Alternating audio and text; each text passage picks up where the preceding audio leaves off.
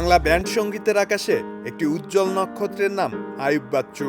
১৯৬২ সালের এই দিনে চট্টগ্রামের পটিয়ায় জন্ম নেওয়া তরুণটি শুধু একটি নাম ছিলেন না, তিনি ছিলেন এক অন্তহীন আবেগের স্রোত। হাতে যখন রূপালী গিটার আর কণ্ঠে বিষণ্ণতার মায়া নিয়ে তিনি মঞ্চে দাঁড়াতেন, তখন পুরো বাংলাদেশ যেন এক অন্যরকম সঙ্গীতে বুঁদ হয়ে থাকত।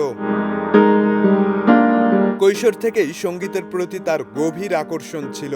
গিটার হয়ে উঠেছিল সবসময়ের কাছের সঙ্গী। ৭০-এর দশকের শেষ দিকে ব্যান্ড সঙ্গীতের সঙ্গে আইয়ুব বাচ্চুর পেশাদার পথ চলা শুরু হয়। পরবর্তীতে তিনি সোলসের সঙ্গে দীর্ঘ সময় কাজ করেন। তিনি একাধারে গীতিকার, সুরকার, সঙ্গীত পরিচালক এবং গায়ক ছিলেন। মূলত রক ধাঁচের কণ্ঠের অধিকারী হলেও আধুনিক ক্লাসিক্যাল সঙ্গীত এবং লোকগীতি গেয়েও শ্রোতাদের মুগ্ধতায় ভাসিয়েছেন এবি, যাকে কেউ বস, কেউ এবি আর সকলেই আইয়ুব বাচ্চু নামে জানেন।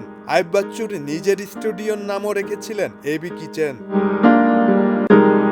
সেই তুমি কেন এত অচেনা হলে, চলো বদলে যায়, হাসতে দেখো, গাইতে দেখো কিংবা রূপালী গিটার, এমন অসংখ্য গান প্রজন্মের পর প্রজন্ম শ্রোতাদের মনে জায়গা করে নিয়েছে। কষ্ট, দুটি মন, ময়না, এক আকাশের তারা সহ তার একাধিক অ্যালবাম ও গান বাংলা সঙ্গীতের ভান্ডারকে সমৃদ্ধ করেছে।